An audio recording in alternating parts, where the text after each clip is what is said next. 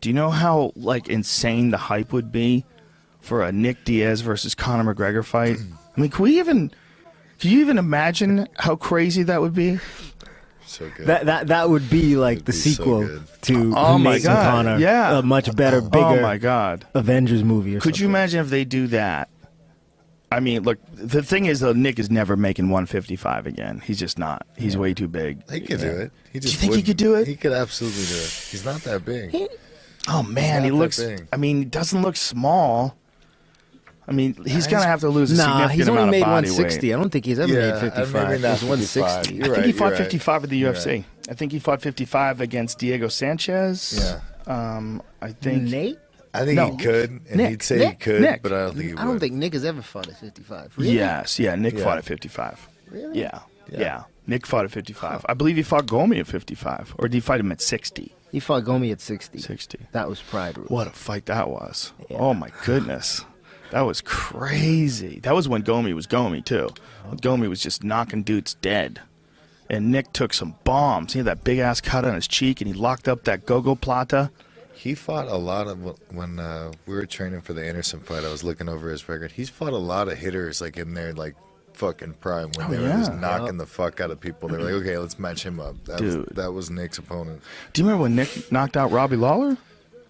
So we were in the same locker room that night, Nick and I, and he was hitting pads with his coach, and he was he was being Nick. He was back there hitting pads. This is early when he was boxing, so his boxing has gotten much better over time. But he was hitting pads. It didn't look awesome, and he was just, I'm gonna knock this motherfucker out. Yeah, that's right. Just pumping himself up in the back, talking about how he's gonna knock Robbie out and do all this shit. And I was just like, he ain't knocking out nothing, not with those punches.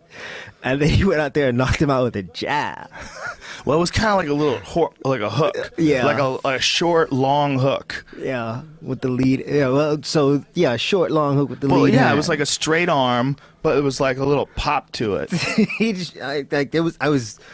I was taken aback.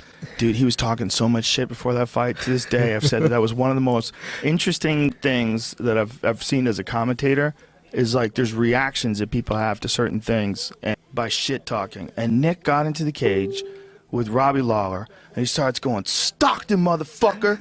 Stockton, motherfucker!" And Robbie Lawler's like, "What is going on here?" Because Robbie's like a pretty mellow dude. Like Robbie's super violent, and a lot of people think he's the boogeyman. Like people are scared of Robbie because he's so violent. I mean, he's a incredibly aggressive fighter, bad motherfucker, right?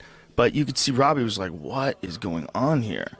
Like this dude is yelling Stockton motherfucker and 209 bitch. I never knew that. And then he's standing in front of him. He's going, "What bitch? What bitch? What you gonna do, bitch? What you gonna do, bitch?" And he's like talking all this crazy shit to him while he's hitting him. And you could see like the effect it was happening. Like you could see Nick. They were both okay. Look at the age there. Nick was only 20. Man, people forget how fucking young he was when he was fighting at a really high. Look how beautiful Bruce Buffer is. Like he went into a time machine. And Nick came out, and from the moment the fight started, he was just talking mad shit. He's pretty yoked, man. He had that one giant advantage. Not just like being tough and being crazy, like those were good. He had a real good ground game that people would sleep on. That was big too. But his fucking pace, man. His endurance. His endurance is insane. And his pace is constant. It never breaks. Yeah. There's no rest. And it's incredible how quickly it would sap guys. Well, you could see it just drain them. It's like, I think like where I was at 20, like what I was into at 20, and like at 20 he's that kid that was on like the cross country team and the fucking swim team in the summertime, and him and his brother go mountain biking all day long as kids, you know. Yeah. And he's fighting at that high level. Impressive. Yeah. Yeah, man. His extreme endurance and his participation in triathlete events, and he's done Ironmans, I think, and I think he corrected me. I said on a podcast once that he had swam back and forth from Alcatraz twice. He said 5 times. He's done it 5 times. Dude. I swear he was making fun of Nate. I swear to God, he was making fun of Nate like a week ago or 2 weeks ago.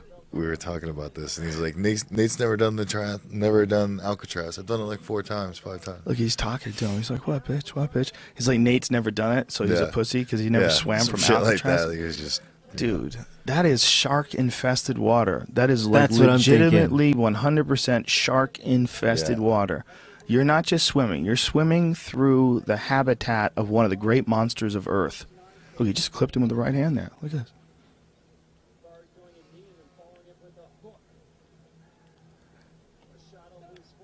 This was such an interesting fight, man. It was such an interesting fight because I thought of Nick before this fight as really a jiu-jitsu guy. Yeah. I didn't think of him as a striker. That same here. That's why I was thinking when he said he was going to knock this motherfucker out. I was like, well, he started getting really good at boxing when he went over to Strikeforce.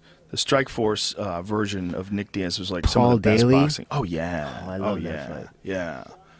Yeah. Wasn't he at Elite XC too? yep. yeah. God damn. See, that's the fight. If I was the guy with the cash, listen, guys, let's just do this. Conor likes fighting at 170. Guess who else likes fighting at 170? Nick fucking Diaz. Come on. But I mean, maybe Nate would get pissed. You know, his brother stepping in and fighting him. Nah, they ain't. They seem like they're one and the same. They're symbiotic, man.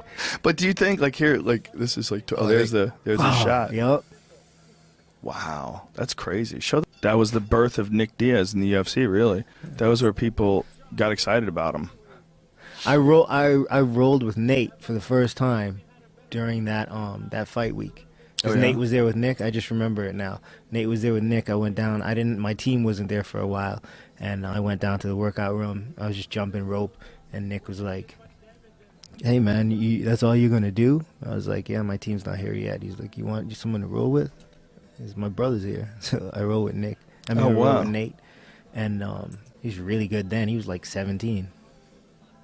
He's really good though. Yeah, you don't see their ground game that often because they like to strike. Like the entire last fight with Conor was almost entirely stand-up fight. But when you see him, when he gets guys to the ground, like the way he went through Conor, that whole sequence of beating him up, taking his back, and then choking him, that was very sharp. Yeah. I mean, there's no room, there's no fat in there. There's no room in there. Yeah, and you can see it. It was for him. It was flawless. It was just. He'd done that a million times before. He has 10,000 hours of that. Yeah, 100%. Yeah, yeah. And there's really almost no substitute for that.